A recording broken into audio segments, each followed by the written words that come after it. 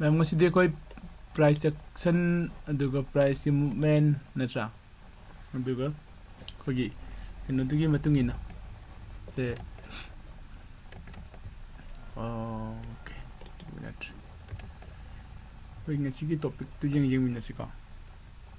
koi ngasi topic te sir khri se sigi se hoye ga ko price action ne price action ki concept hadi price na kamai to movement line no market ta ka aduga candlestick asine kai no ko price ki action price ki movement candlestick aduga candlestick ki chart ko hai sing se mo se kamai na amaga mari lainari no to adu jing minase okay first ko khona je khona mathang live series ki matung ina trading haiba malai ko trading tauba hai se kaino hai gadi kogi company gi shares ko company gi shares ko khange na tra company gi shares se buy ko and kai doba sell company gi shares se buy and sell taubne ko buy hana tauraga ai trade tauba yai natraga ina sell hana tauraga trade tauba si yai sar ingom da company ki share am to so leite do kamaina sell hana tawdino haibu ko kona market ta lakwa matam da tra ko gi sida stock market sang ku matam da ai seller one entry tawbu natraga buyer one entry tawba se ya pambane ko ingom da share leite ga so hana sell tawrog entry lo bojai aduga in buy hana tawrog entry lo jai ko one trade have se kaino kan da trade amma haibu se koi buy amaga sell amaga na trade oiduini ko buy amaga sell amaga na trade oiduini aduna asai ekhogi sida buy tawba natraga trade sell tawba ko buy ama tawre trade ni sell ama tawre aidi buy ama hane entry lawraga sell ama kona entry lawba adu khoi trade ni ko aidi trade ama complete oi ba se buy amaga sell amaga ani mak to tawrakan da khoi na trade se complete oi ga doini okay yai ko ma'am ado sa khoi na say suppose SBI hai si SBI company gi ko gi kano se SBI gi share se SBI gi share se ko na first buy tawre buy tawre entry lore exit taw matam dadi sell tawre exit lore ai ko ado kai gum ko ni SBI gi share se ahan bada ina buy tawre edi sell tawre entry se lore khalasi sell tawre entry se lore khalasi adu de khoi na horan exit taw matam da buy tawre and exit se lawran ko adum ngatang lep ko ma'am horen class to pung taru kitang helak poda de hokse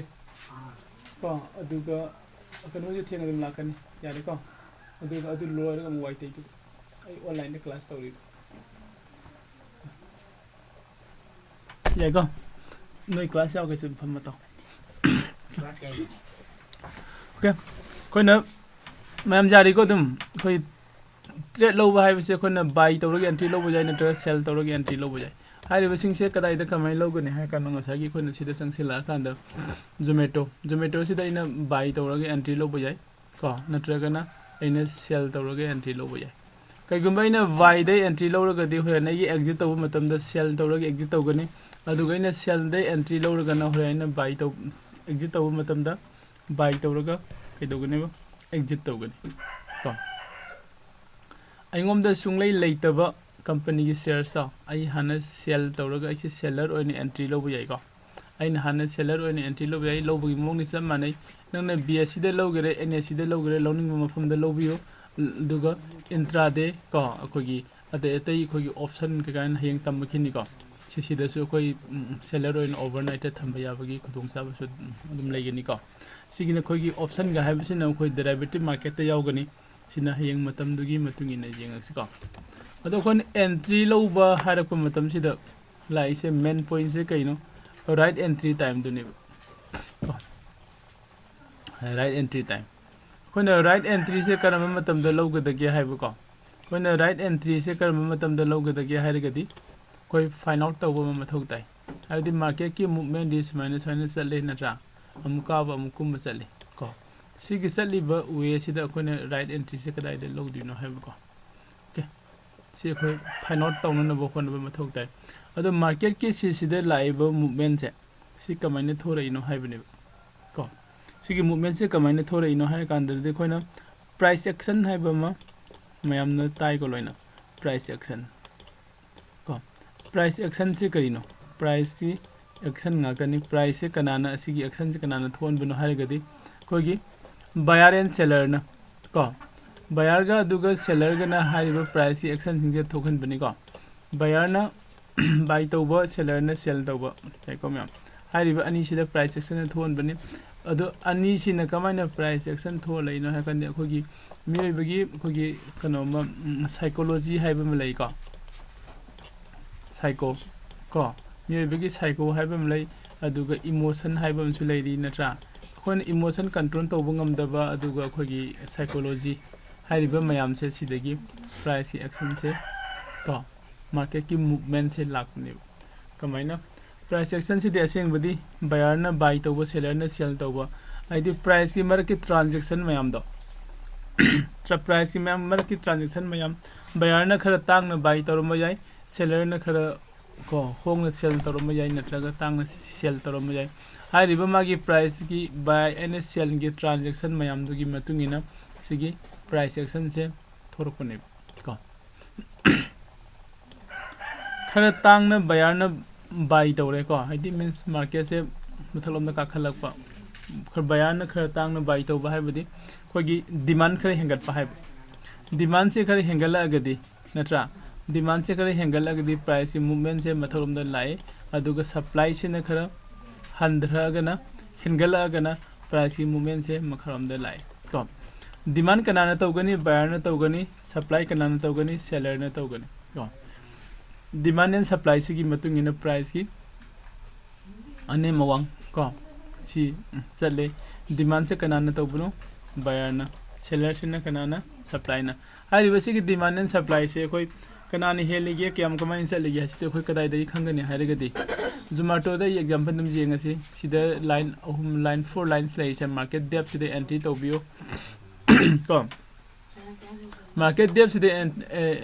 click तौरकान सिदा खोगी bit हाइबम लै order हाइबम लै quantity हाइबम लै को सोमना offer order and quantity blue colour की side से खोगी buyer की side ने डिमांड ने बिडिंग तौबने अदि हारिबसी की शेयर्स ममन से इसिदा लैगे हैने को तो कोई 0.00 उरसे कोई लाइव मार्केट दी मागे असेंग प्राइस माने लैगे हारिबा प्राइस नि थोकनी को दुगो सुमना कंद रेड कलर सिना सेलर ने को मुखमान सेल तौगे हारिबा प्राइस तो सुम साइज से थोरकन को अदुगो टोटल द कोई डिमांड क्याम लैबा बायर के कनो न ऑफर न क्याम लैबा हाइदि सप्लाई न क्याम लैबा हारिबा अनि मक्से सिदा फंगनी को डिमांड एंड सप्लाई डिमांड हेलगना मार्केट से मथलोम न काखलक कोई चांस लै अदुगो सप्लाई नि हेलगना मार्केट से मखाम न कुमपगी चांसेस तो वांग हाइबने को याको अदु देखोय डिमांड एंड द सप्लाई कदाइ द कोई यंगबो याय नंबर ऑफ कनो से कोई सिदा यंगबो यारे को सगी एनी स्टॉक अमगी नत्रगा नंगी कनो मदा कोगी से ऑप्शन की इंस्ट्रूमेंट नमदा फाइनेंशियल इंस्ट्रूमेंट नमदा संक्शन बिदिगा सुदुम हारिबा खोगी डिमांड एंड सप्लाई से उबुदुम फंगनी को मंडे दा कोई प्रैक्टिकल ओइने सी जेंगमिनसी याम को अदुगा असगी इना बाय हन तौगे नत्रगा सेल हन तौगे अनि सिदा लोइन फंगनी ओके कोई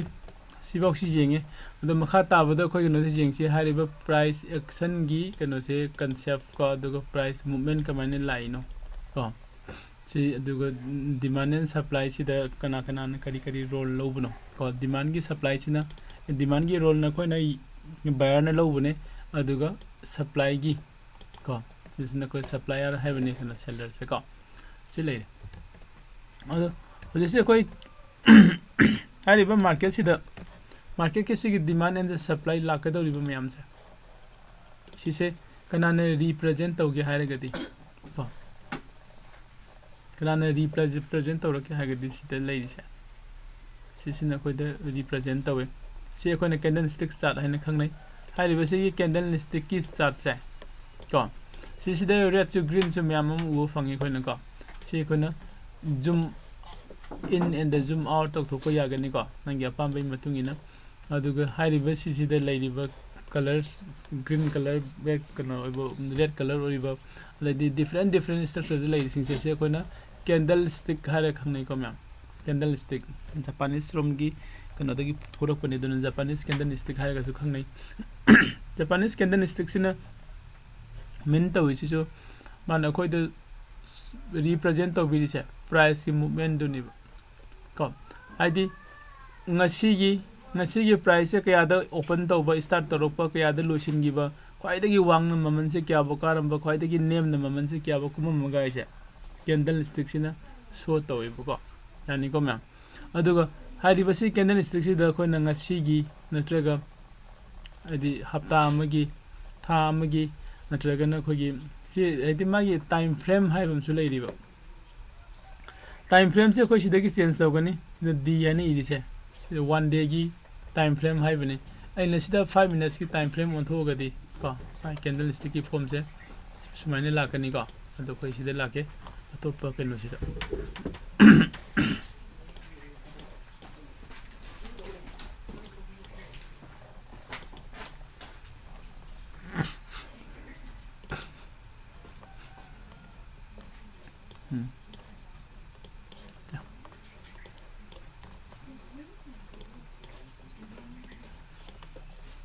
वन डे की